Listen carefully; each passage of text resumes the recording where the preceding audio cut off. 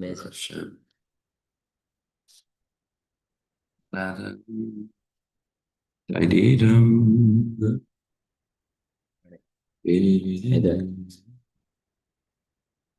Okay, let's move this along to the other side carefully.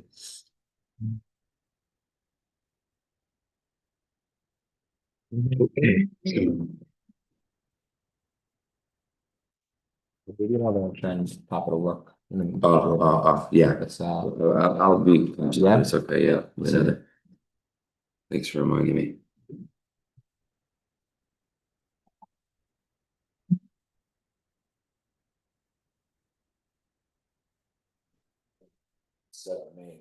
Oh no, it's my fault. I know.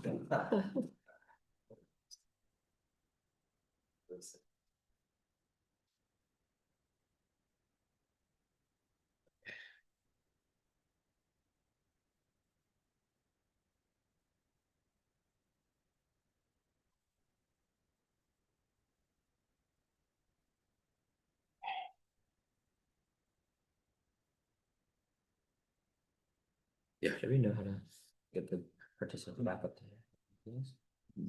Don't know. Show. Yeah.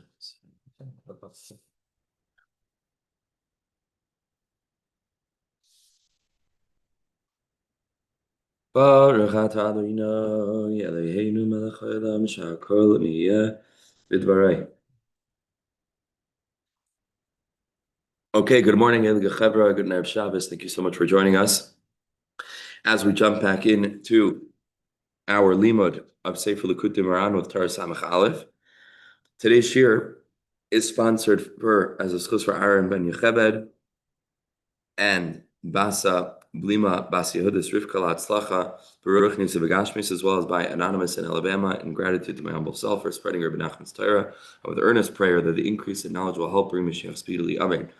That you could say amen to. Also sponsored was Rabbi Klein and Eilecha's parents of Gavriel Ben Toiba Simcha and Yaakov ben Yeshayahu, and as a zechus for shidduchim for Yehudis Adina Bas Elisheva Rochel Dovid ben Fayga Kayla, Yonatan, Shimon, Hadassah, Ronit, Netanel ben Meechal, Mahnaz, Noach, Abraham and Rochel, Zev ben Rivka, and all the singers of Klal Yisrael. Also dedicated as a zechus for a speedy refuah shlema for our dear friend Gavriel Ben Toiba, as well as anonymously for the zechus and refuah of Elisheva Kayla Bas Lira Penina, Chaim Yeshua ben Chaim Miriam, and Binyamin Ber ben Chana. We should only hear B'suras Toivos for all of Am Yisrael.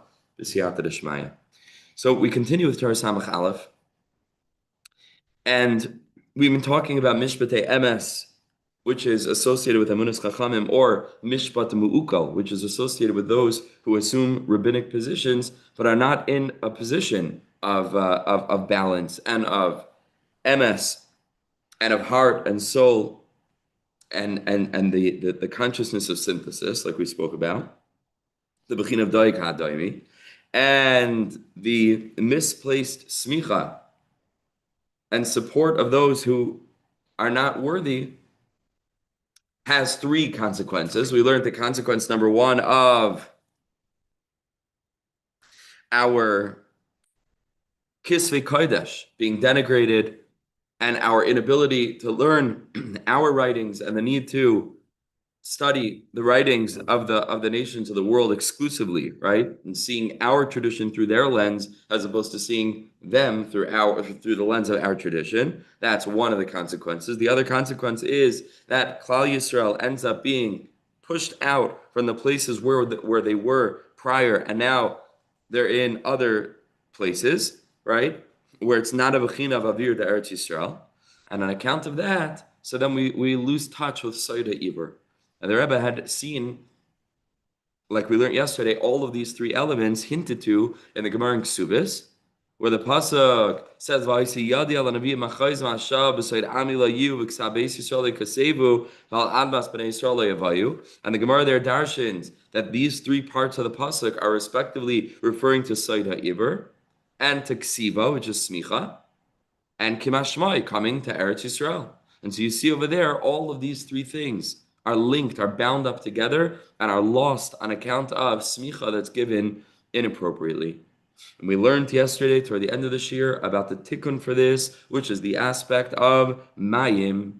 Mayim that can purify from all the gilulechem, which is an aspect both of avodah zarah, but also of this spiritual constipation, the inability to get the waste out of our lives, to get the aspect of extraneous matter, things that we do not actually need, but we hold on to nonetheless because we're disconnected from the tzaddikim, hatahirim, who are guiding us. And therefore, we're stuck, as we're going to see a little bit later today, in din. And what is that healing water? It's the healing water of adversity. It's the healing water of the Mei Meriva, right? Waters that are the aspect of she'elos, questions that are asked on a person, or experiences that compel a person to ask questions in their own lives and to try to reflect on whether or not they're living in the appropriate way. And then they respond with a tshuva, like we said beautifully, not from Torah Vav, not by answering back, right, and embarrassing the person as embarrassing them. They stay silent, but internally, they do the work necessary to return.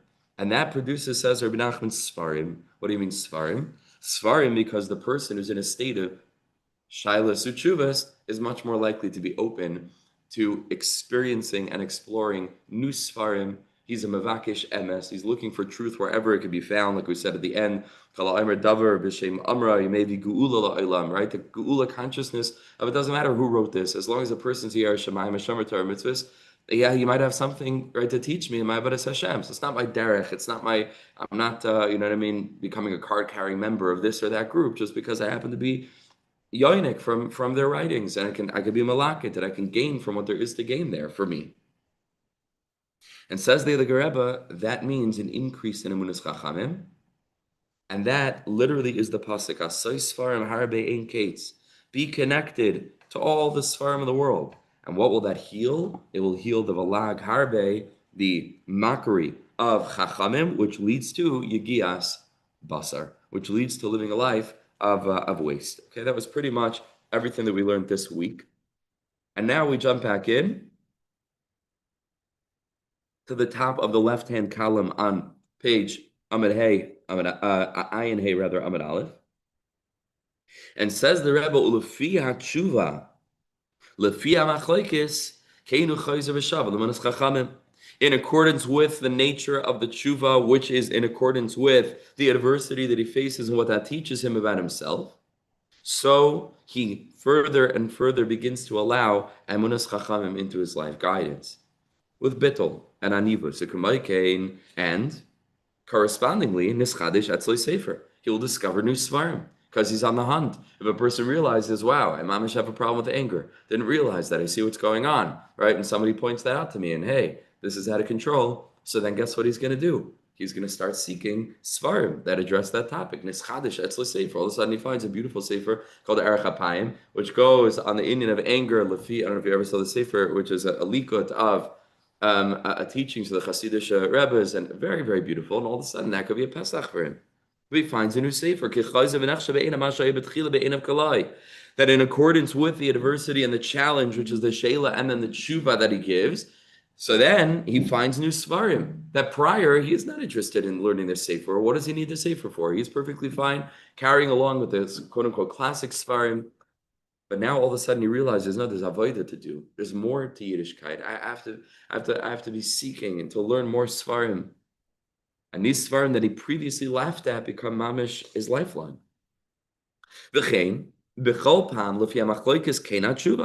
And that's how it goes. In every aspect of machlokes, everything that a person goes through, keinat tshuva. So the person will discover new svarim, new books on the topic, and will start to really trust and believe, wow, there were tzaddikim, there were wise people who walked this path before me. And then again, another sefer, right, will be encountered by him over the years. There will be another sefer that he used to laugh at these svarim. When he walked into the svarim store, he just made a beeline straight for his Mishnah Berurah, whatever he needed to get, and he got and he left. And there are thousands of svarim here. You know what I mean? What do I need? This is for not mainstream chevra, are into like, I don't even know what these svarim are. Who cares? You go straight to the shas, you go straight to the classical svarim, you take them and zeo. But a person who's on this journey, all of a sudden, it's like dangerous for him to walk into a Svarim store. It's like an addiction. Walk out with a whole cart of Svarim. It's like what is it? The Kislev sale. The Rebbe used to come back from Yeshiva. I was in my Brazil's Yeshiva. I just remember guys coming back with Svarim like they'll never learn. But Gewalt, was there a yearning? All of a sudden, the whole entire dorm room was just full of Svarim, Kabbalah Svarim, things. Rebbe just with shopping carts full of Svarim. What is that? There's a gagua. There's a thirst. There's a yearning that. When will I learn them? Or will I learn them? But there's an openness to Sfarim, right? There's an openness to Sfarim, and that's the Nakuda here. New Sfarim. This Chadesh Etzlo Sefer Acher. All of these Sfarim that a year or two ago, not his Inyan, not his cup of tea at all, now he mamish can't break away from them. That's what we mean when we say that machlokes adversity produces svarim. She'elas uchuvas, but not like a shalos uchuvas sefer, on account of she'elas to a person's life and the tshuva that person does. So then they go seeking svarim, and that's the Indian of the meriva, of the healing, purifying, unifying waters that come on account of discord. And this is the pshat in the pasuk in Eov, or an aspect of the pasuk in Eov. The sefer kasav ish rivi. Eov is basically saying, I'm okay, I'm holy. Even if somebody wrote a whole book against me, detailing all the things I did wrong, I would go out in public and I would hold it high, and I would be proud to display it because I'm innocent. The sefer kasav ish rivi. Rabbi Nachman learns this alpi soid. And the Rebbe says, look a little bit deeper. Sha'al yedei rivu machlokes nasa sefer. Nobody in Jewish history ever learned this pasuk in Eov this way. I mean, the Rebbe Nachman's being mechadesh brand new things. Says the Rebbe, no, you know what the pasuk's telling you? Ish rivi, that when a person is fighting with me and being antagonistic toward me, and putting me in a situation of meriva, ishrivi, so v'sefer kasav. That enables me to discover new sfarim, which is the aspect of emunas chachamim, where our kisvei kodesh have tokef, and then Klal Yisrael can settle where they are, and the land becomes purified with every Eretz Yisrael machim, and then we're able to have soida ibur, and to be able to see with clarity that I matter, and that my neshama is mamish at the top of the chain, moving everything. It comes as a result of being able to have a Pesach opened into the world of the Sfarim HaKadosh. And that happens on account of challenge and struggle and difficulty. If it compels a person toward further growth, and then their eyes are open, and then they go to explore and to discover and to look at bookshelves and just stand here and look at all the Sfarim HaKadoshim. Like I said before for the Chassam Sofer, I mentioned it in my zechus around Shir. I can't remember if I said it in the Likutei Shir, where the Chassam Sofer writes that if a person only has certain amount of time to learn, and they want to learn so much, he says, spend some time standing in front of the bookshelf, reading all the titles of the Sfarim and yearning to learn. And he says that will be Nachshav Keilu, you learned the Sefer. Just to stand in front of the bookshelf and look at all these beautiful Sfarim. We're not going to have time to learn all of this, but to long. That puts you in a moichin of emunas chachamim. That moichin of emunas chachamim, like we're learning, gives tokef to our writings. How much wisdom we have, thousands and thousands of years of wisdom, guidance.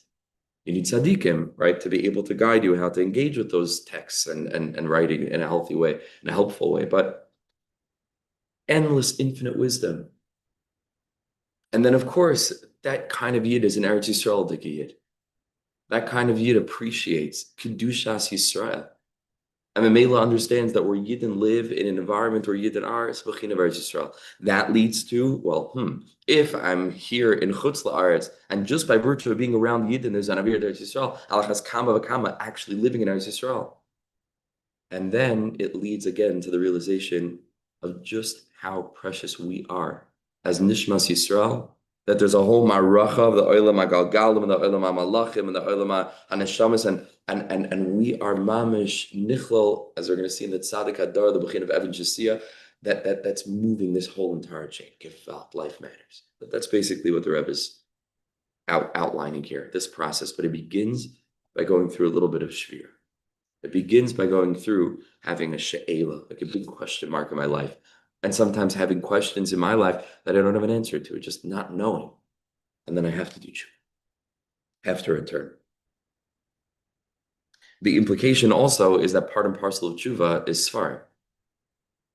One of the tzaddikim said that after the Baal Shem Tov, if any yid does tshuva, it's going to have to be on account of the derech of the Baal Shem Tov. That post Baal Shem Tov, there's no real way to do tshuva without the derech of the Baal Shem. I can't remember exactly who said that.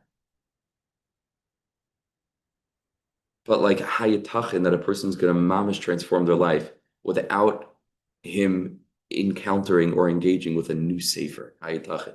How could that be? He needs new data, right? It means the information that he had until now was obviously not working, was not. He needs Mashiach. It's the tzaddikim, like I've said many times before from the Daga Machne Ephraim, and I remind myself of this almost constantly. Yemincha pshuta lekabel shaveh. The pasuk that we're going to be saying now, as we enter into the Me'aratzin, into Rosh Hashanah, Naser Semichuva, Hashem, your right hand is outstretched to receive penitent sinners. And the Daga Machne Ephraim says, what is this right hand of Hashem that's outstretched? And he says, it's the tzaddikim. The tzaddikim that HaKadosh Baruch Hu sent to the world are the Yamin Hashem that is Mekabel Shav. In order to get back to the inyan of tshuva, of closeness to Hashem, closest to ourselves, healthy living, there's an arm that receives, and the arm that receives is the tzaddikim. Is the world of their svarim, is the world of their compassion and their guidance and their eitzes, their practical advice. That's the nukud of the tzaddikim. And so ish rivi, when I encounter riv and machloikis, then go back to the beginning of the pasuk, v'sefer kasav. Then you can encounter svarim, and it's a point that I made in the past, that the Rebbe's drushes so often start from the end of the pasuk and then go back to the beginning, because that's the Rebbe's whole inyan. Is the realization that sometimes it's at the rock bottom, sometimes it's at the end that you're able to turn around and gain insight about the journey and everything that happened before. Sometimes you have to start at the end and then you work your way back to the beginning, and that's where the Rebbe is speaking to us from. And of course, he's referring to his own sefer, to this sefer that's able to reach people who are in the lowest place. This sefer that's able to teach people who are mamish in the bechina of nafik, of going out, of yurida, of falling down, that you can be a bucky, and Rabbi Nachman teaches you how to be an expert and how to climb out of that, and then how to return, and how to do tshuva. So says the Rebbe weiter, v'yesh tzadikei hadar, there are tzadikei hadar, she'emuna sam shleima bevada. Their emuna, in terms of emunas chachamim, is shleima bevada, is certainly whole.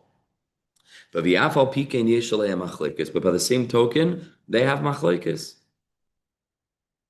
What's that all about? And of course, he's probably alluding to his own self. Rabbi Nachman had tremendous adversity, and it's something that he addresses in so many places. Says the Rebbe, Hu bechinas, it's the aspect of the pasuk in Yeshayahu, very famously, V'hu chet rabim nasa.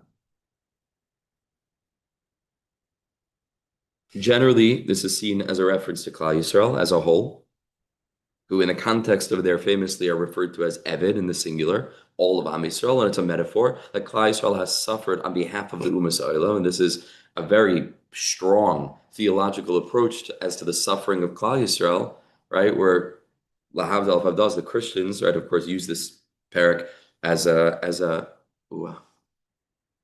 Misty card is full again in a second, as a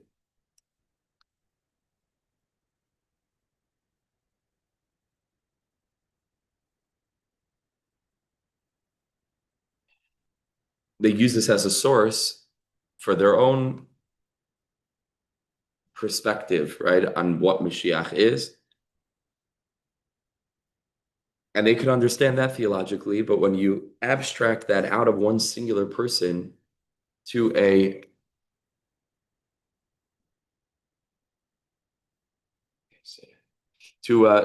whole group, so then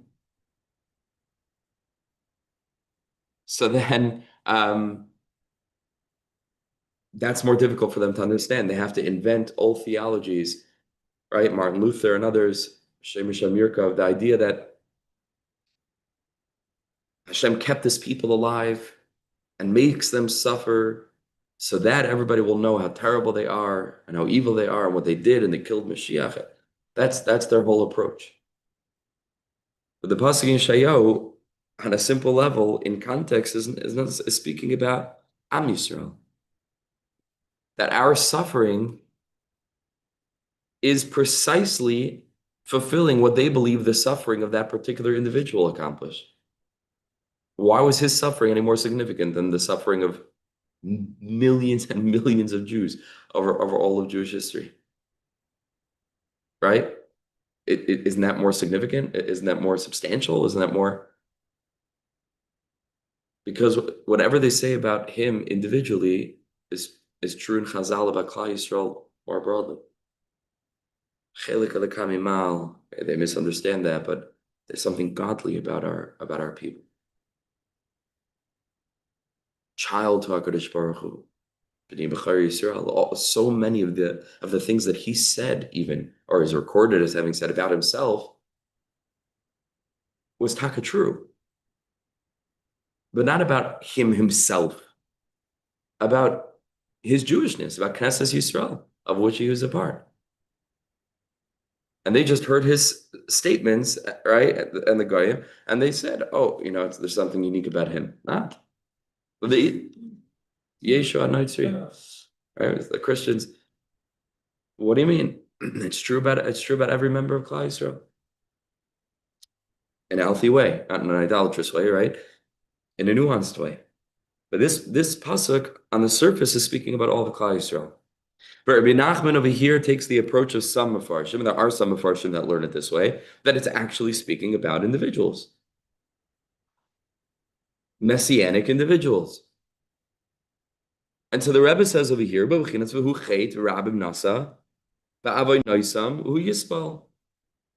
tzaddikim who suffer on account of the whole world. There's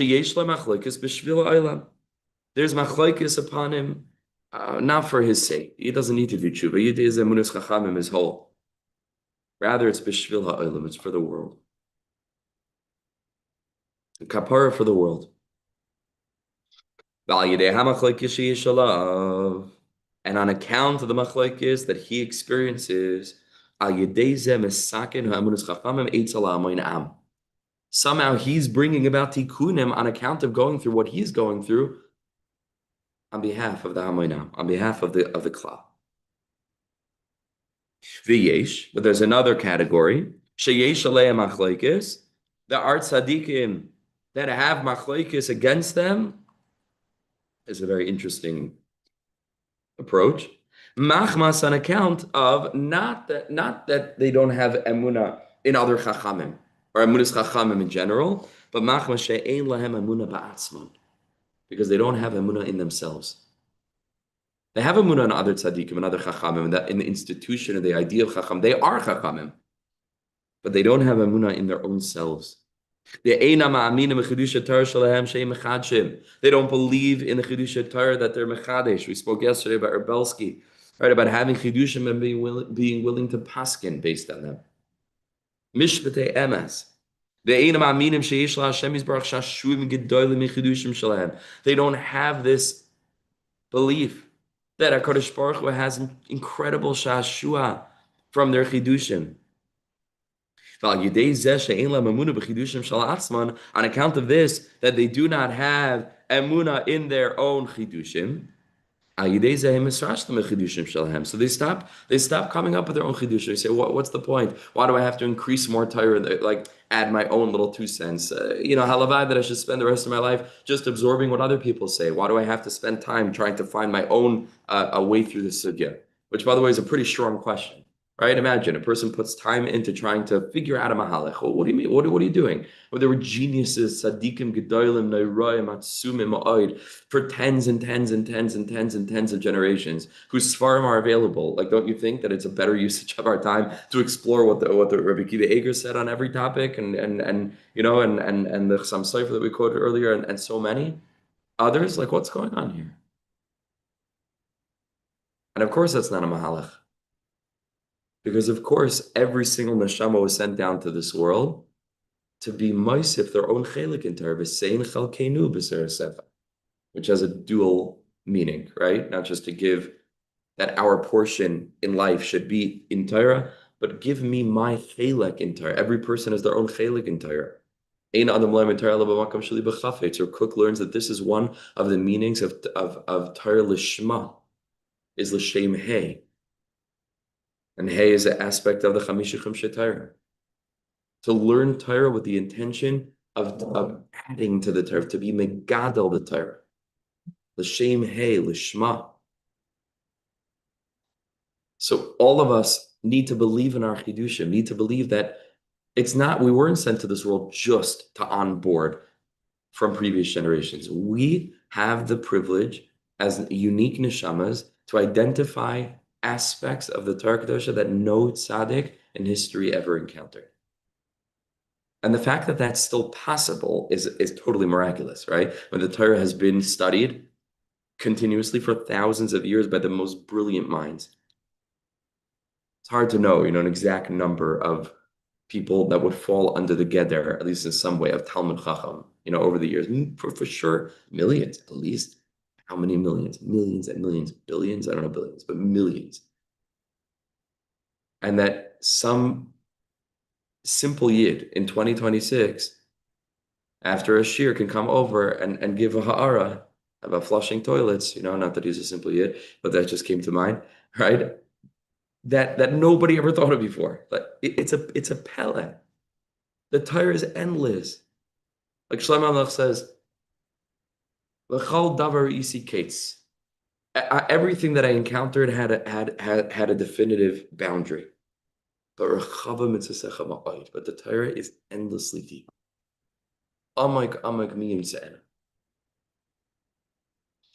So we have to believe in our chidushim. But the tzaddik doesn't believe in his chidushim.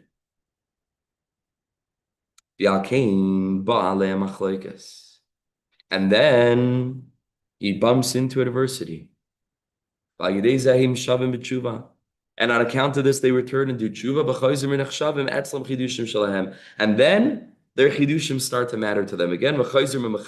And then they start again to be innovating novel Torah thoughts. And that will also eventually produce a sefer. But the Rebbe doesn't explain the mechanism here. How does this work? Why, right? Like I said, it's counterintuitive. If the person's struggling with self-worth, right, and belief in their own chidushim, then the last thing that's going to give them the nudge to get back to be mechadash chidushim is somebody arguing against them, right? Lahepech, wouldn't that just be a confirmation of how unworthy they are? So you'd think. So that's why I think we need to interpret the word machlekes here more broadly. That's why I'm saying adversity as opposed to like argumentation. That when a person goes through challenges and he's already a tzaddik, but somehow nothing that he sees in any of the svarim are really speaking to him, then sometimes he has to rely on his own chidusha. He has to rely on his own interpretations. He has to believe that he has to chart his own way through the maze. And that he's going to have ways of interpreting psukim that he never saw in Sfarim and that probably don't exist, but they are his interpretation of Torah. That he didn't think there was a need for. But now he needs chizuk in a way dafka from this pasuk, and going through his own life circumstances, he needs a Torah that speaks to him, and so he finds his own unique life circumstances reflected in this Ma'amer Chazal, even though that's not what Chazal mean ala panim, and none of the Mefarshim say that, but that's what it says to him, and that's what he needs to get through. That's what he needs in order to be able to continue fortifying his relationship with the Torah HaKadosh. And then with time, he collects those thoughts, and those thoughts become a sefer.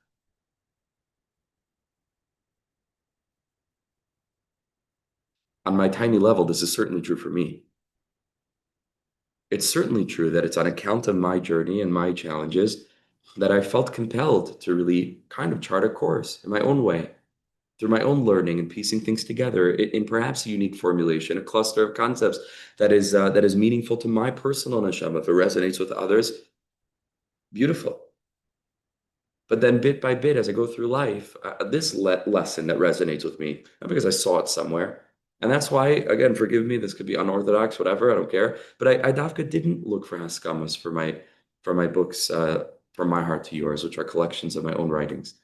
I don't want anybody else to give haskam on that. I give haskam on that. Understand what I mean? They're my writings. I don't want the approval of anybody else.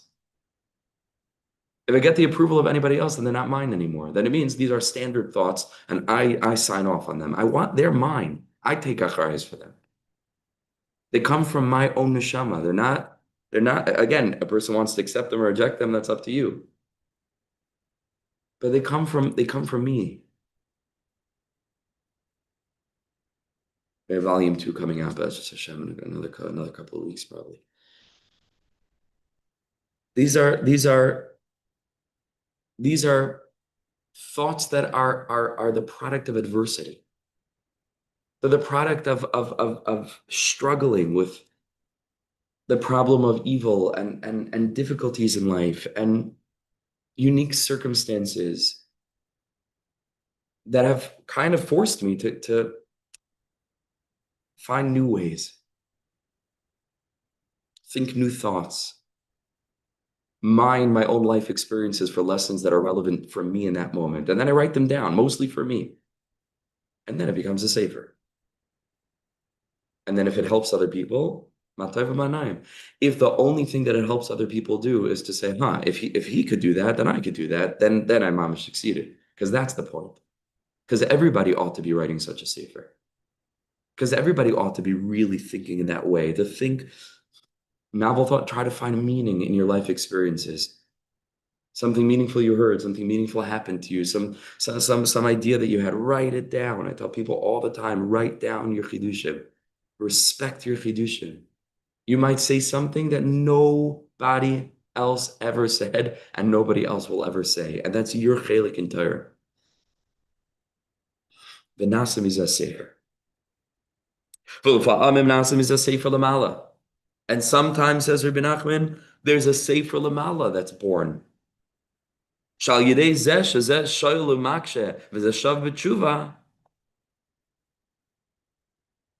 That the person who's coming to argue on this particular person or the adversity that he faces represents a she'ela, and the other person, as a result, is shav b'tshuva and carries on along his spiritual journey, catalyzed by that challenge.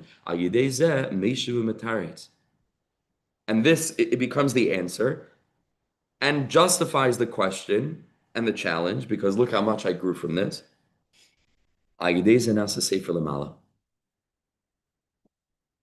Through this, there become actual svarim lamala, not just it opens the person's eyes to other svarim on account of his struggles and challenges, and now he needs to engage with new ways. No, says the Rebbe, there's another Nakuda here where there's an actual sefer in Shemayim that is composed as a result of this. The Rebbe says elsewhere in the Likutei Moharan, we may have learned it already, I can't remember, where sometimes our tzaddikim are very distant, and unbeknownst to each other, this one has a question, and somewhere else, as a result of that question that's energetically present in the world now, the other tzaddik thinks of a mahalach, And HaKadosh Baruch Hu records all of this in a sefer. And only HaKadosh Baruch Hu knows the network, right? This subliminal network of Torah innovation that's taking place. On account of this person asked a question in Alabama. That's going to be our place now. I don't know why. Right in Alabama. And there's somebody else in Yerushalayim Yarkodesh who thinks of an answer. And HaKadosh Baruch Hu's mom is recording all the movements within Knesset Yisrael that dynamic represents. But Bechinas in the aspect of a pasuk in Malachi, Oz nidbru yirei Hashem ishal re'eu, then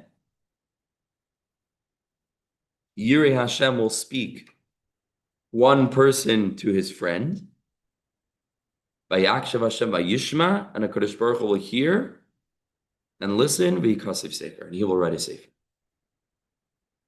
And what's remarkable here is that the first part of the pasuk ought to be, at least in context, referring to people who are arguing with one another or fighting with one another.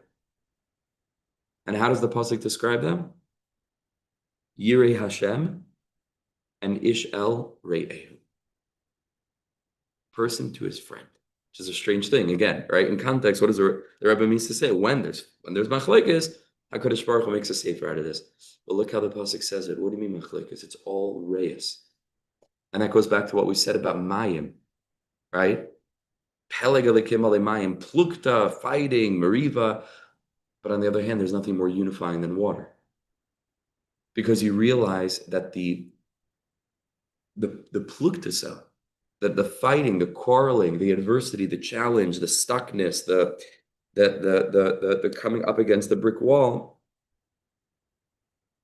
was itself one of the facets of the unity. It itself contributed to the unifying aspect of the purity of the achdus of v'zarakti aleichem mayim ta'arim v'taharta u'mikol giluleichem atar escha. It's all reis. It's Yirei Hashem. It's din. Yira is din, but it's Ish'el Re'eh. Okay. Says the other Rabbi Svavi, Al Yidei Zanim Takim Kalat Tzimtzumim Shem Adinim.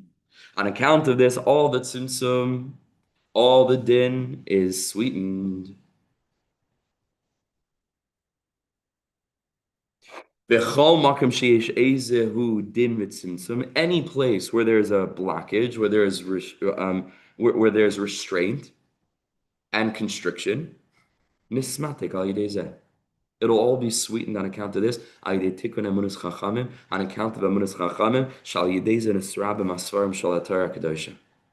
because on account of this, of everything that we just learned, there will be neschadish in a person's life, svarim. There will be neschadish in the world, svarim. There will be neschadish in shamayim, svarim, right? Those are the three things that we said. And all the dinim will be nimtakim. What are dinim? Din is machlekes, right? Din, like we just said a minute ago, is separation. It's fragmentation, where there's this and not that and not this, right? There's a negation of the other on account of what this is. That's the opposite of chesed. Chesed unifies everything. Chesed says, this is that, right? And din says this is not that. There's a not. There's a distinction. There's a differentiation. There's a fragmentation between these two things. Says the Rebbe, Amunas Chachamim brings about the ultimate unity of everything. What's the ultimate unity that Amunas Chachamim brings about? And this relates a little bit to what we just said about the way that the Rebbe makes drushes from the back of the pasuk to the front of the pasuk and not the other way around, is perhaps the greatest experience of din. And I spoke about this, was it last week? Feels like ages ago, wow. At G4. Is that last Thursday night?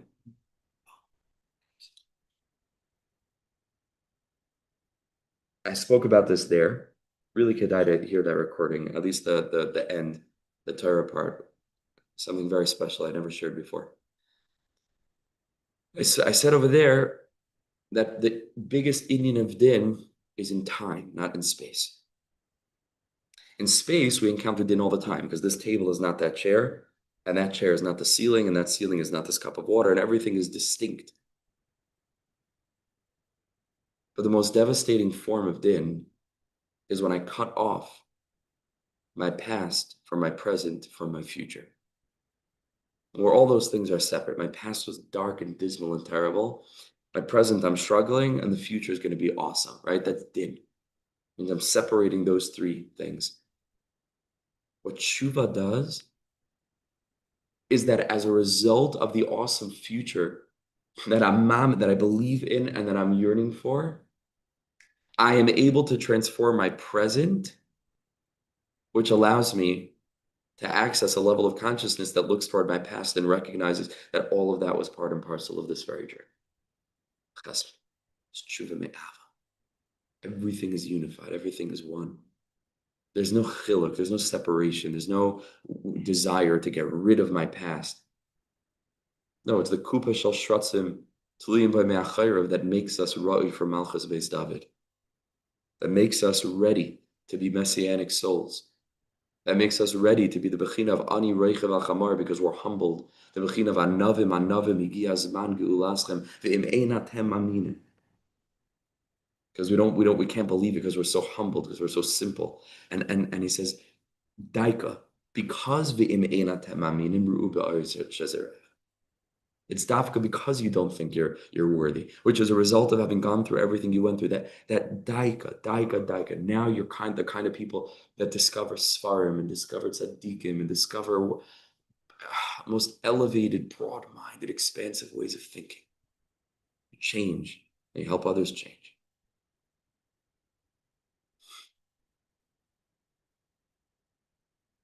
So says the Rebbe, all kind of din and simsim is nimtuk through this process. You're able to look back and you're able to understand how my tshuva, and not my answer, but my tshuva, HaKadosh Baruch Hu, is mitaretz the she'ela. That now that I got here, I can look back and understand why I had to go there. Because I could not have gotten here without having gone there. And that's hamtakas Adina.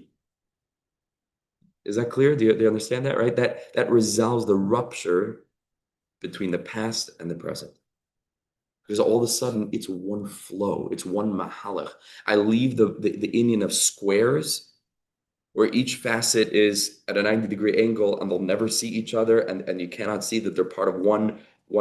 And I enter into the bechina of circles, which is the bechina of Harabayis, which is the bechina of Eretz Yisrael, which is the nakuda of Yerushalayim Harim, Saviv La Hashem, Saviv La Me'at Ve'adar. The whole Indian is circular. Eretz Yisrael is a land of circles, like we've said many times in the past. I believe, perhaps in the context of Torah Zion, maybe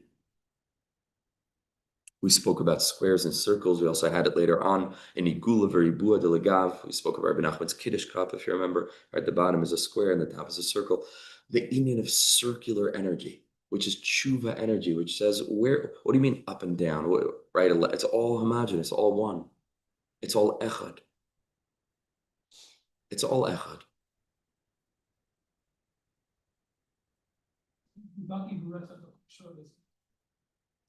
Aspect of the way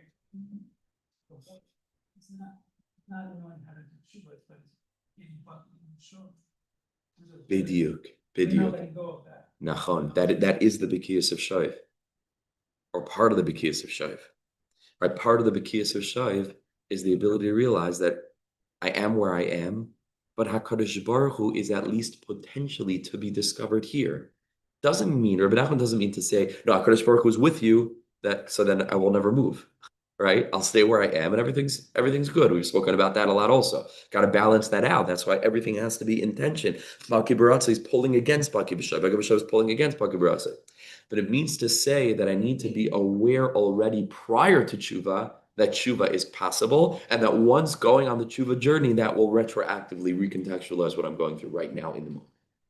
And that gives me the chizuk to go from shaiv into a state of ratza and to begin the tshuva process. So says the Rebbe Kikol, Hamtaka Shokolatzim Subim Adinim, who are Seichel.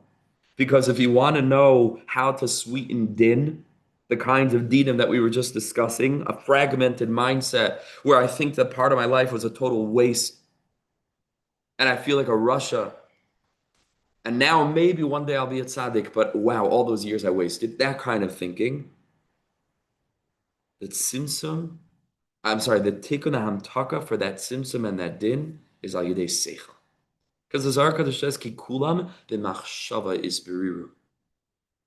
Everything that needs to be clarified is clarified in the mind. In chachma, which is the unified hemisphere, the right brain, the hemisphere of circles of the big picture, zoomed out, a vision. Ezu chacham haroya es hanoiled. Kulam b'machshava is beriru. Sha'aseichel u'sherish hadinim. Because it is the seichel that could produce the root of din, because unhealthy thinking is what produces the problems in the first place, because so many more of our problems are subjective rather than objective, and so many of the ways that I think that people are thinking about me are not the ways that people are actually thinking about me. It's the way that I think people are thinking about me. For example, the seichel is the shorish hadinim. Which part of the seichel? Bina, like we've addressed at length and in great depth in previous year. Bina is the shorish hadinim. Mina dinin misarin. It is from bina that din awakens. Many ways of explaining this, not getting into the whole thing right now. But there's a certain way of thinking that produces din in me. A difficult experience means that Hashem is punishing me. I'm fighting with HaKadosh Baruch Hu.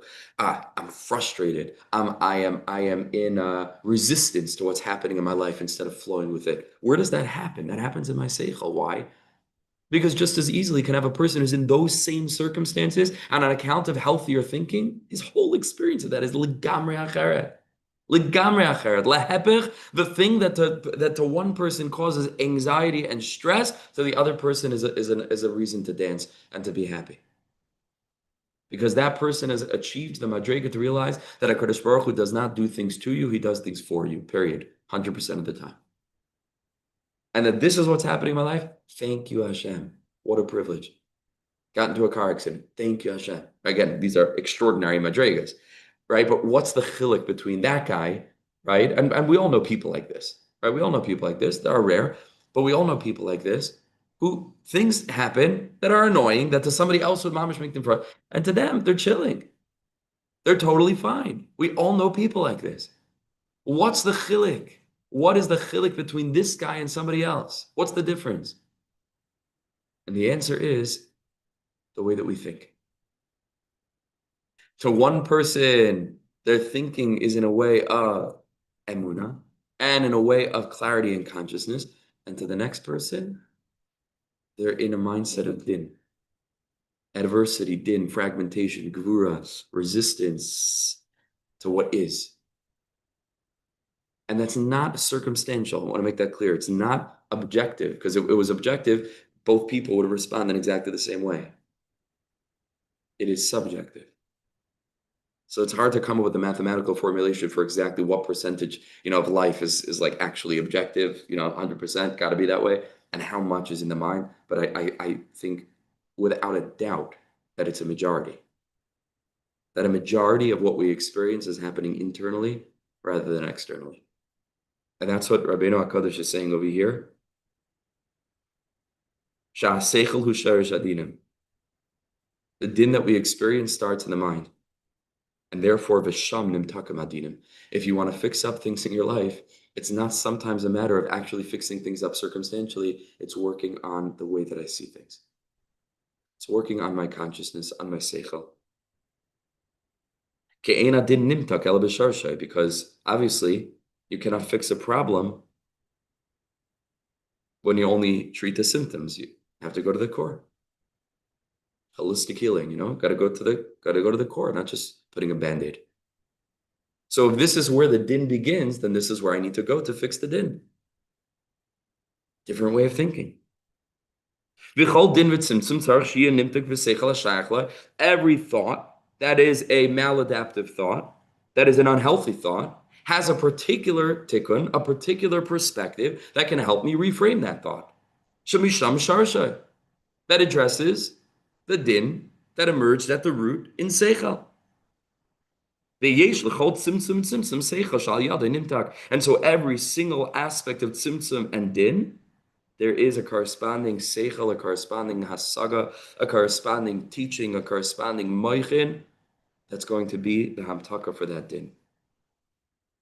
However, with this will finish. Yesh chachmila, there is chachmila. There's an elevated, transcendent chachma, shekala chachmas klulim sham mekablu misham. That is the ultimate seichel hakoilel. That everything else draws on that. That everything else is a manifestation of that chachma. V'alkein sham nimtakim kol hadina. And if you go to that place, then everything is nimtak. Because that's the root for all healthy perspectives. Because when it comes to the particular thoughts and perspectives and ideas that are unhealthy, the only way to be mamtik them is to be able to find the corresponding healthy thought that can address that particular perspective. That's just wrong. It's not the right way of looking at the world.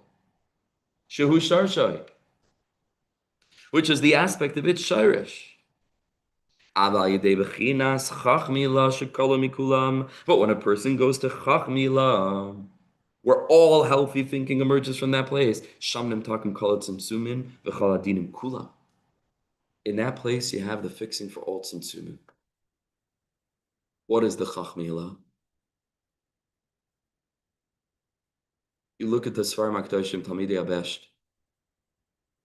The Talmidei Baal Shem Tov have on every parsha many pieces, little teachings, little fragments, flecks of wisdom and perspectives, but they're all facets of the R of the Baal Shem HaKadosh. What is the R of the Baal Shem HaKadosh? That all of these other ideas are kind of reflections of various, like a diamond, like different facets of that. And I really think, I know this sounds super cliche, but after years, Baruch Hashem, of learning and thinking, I really think that it comes down to HaKadosh Baruch Hu's love. I really think that's the essence of it. Everything else is nishtalshal from there. I think the core teaching, perhaps, is that ki gavar aleinu chasdai, that there's literally nothing that HaKadosh Baruch Hu does that is not ava. And that's why the Baal Shem Tov's followers are called Chasidim, right? Because that's what it is. It's chesed. It is all ava. And from there, you get teachings on Avos Yisrael, and you get teachings about dveikus and avoda, and you have teachings about tshuva, and about HaKadosh Baruch Hu's with you even in your dark moment. From there, everything else is nostalgia from. But the core of it is chesed. I think that's the core of it. It is the or hakeser, or ein danen bekeser. There's no din in that place. Magim irashis acheres, the place of keser elyon, the place of siag l'chachma, shtika, of just adoration, of silent togetherness, and the tenderness of that love. The gentleness of that love, because love comes in many ways and shapes and forms. And, a boss can also love his employee and thump him on the back because he made a great deal. We're talking about a romantic love.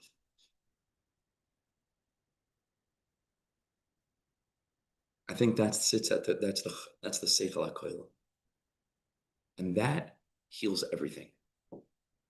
All the other particularistic thoughts, which today is very, very prevalent in therapy, if a person goes and if they call it stinking thinking, is thinking wrongly about this. Okay, so the therapist could present, okay, maybe we can navigate it. Would you consider, maybe this maybe what you think A is happening, maybe C is happening. It's not shaykh to you, and maybe it doesn't relate to your own sense of worth and value, etc. That kind of thing. And all this is beautiful and wonderful. And it's also particular facets.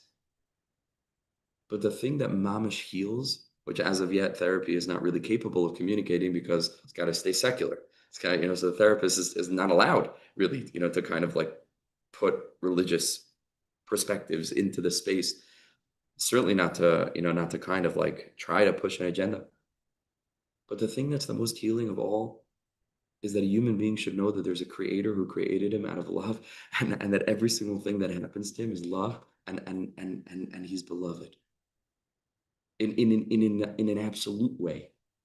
Not like beloved because like somewhere, so I'm sure someone would tolerate you. Like no. The infinite source of all that manifests within every molecule of reality is full of infinite adoration for you. That's healing. If a person can actually come to believe that, that's healing. That is the chachma hakoilel. That's the seichel hakoilel. That's the seichel hakoilel.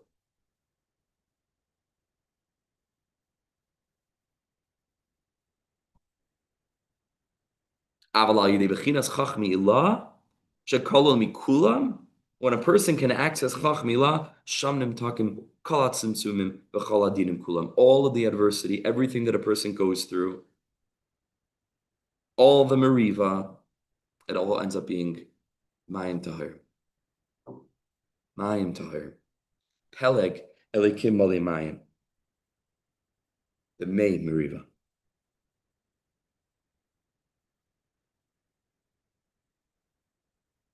We'll do one more line. We'll finish. The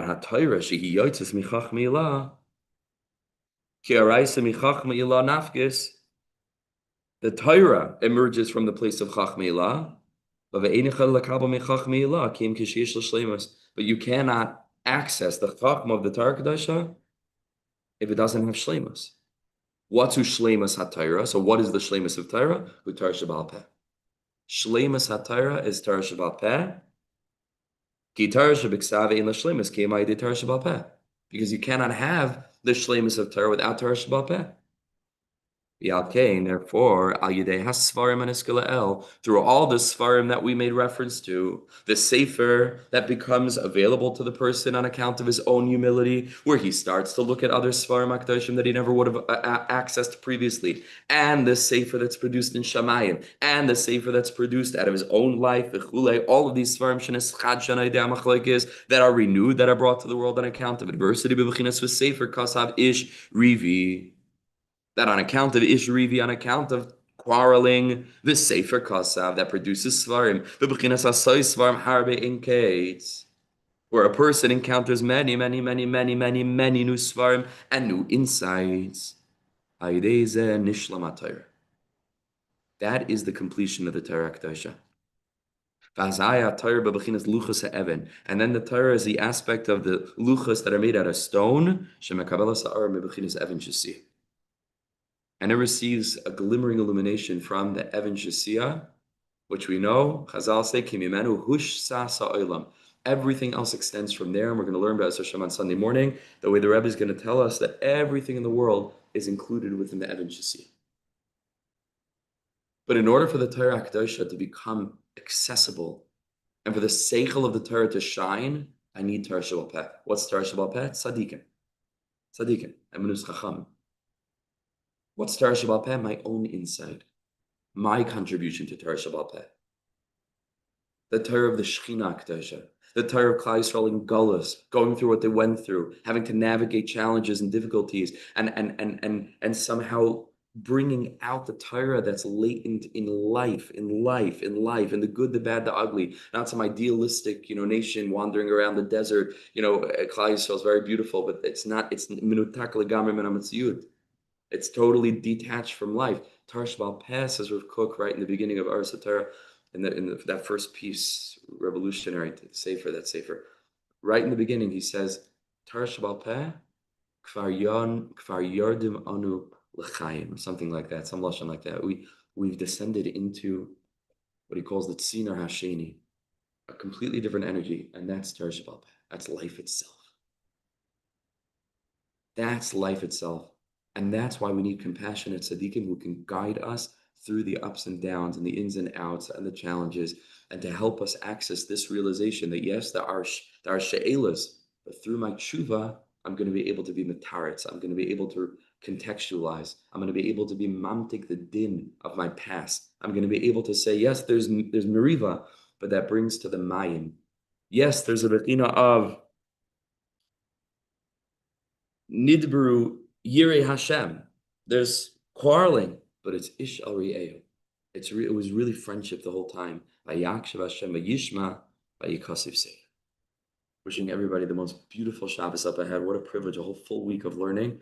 I said I don't think we've ever had 6 shiurim in a row, because it's never been like that. It's always been, Monday to, I think it's Monday to Friday. So what a privilege.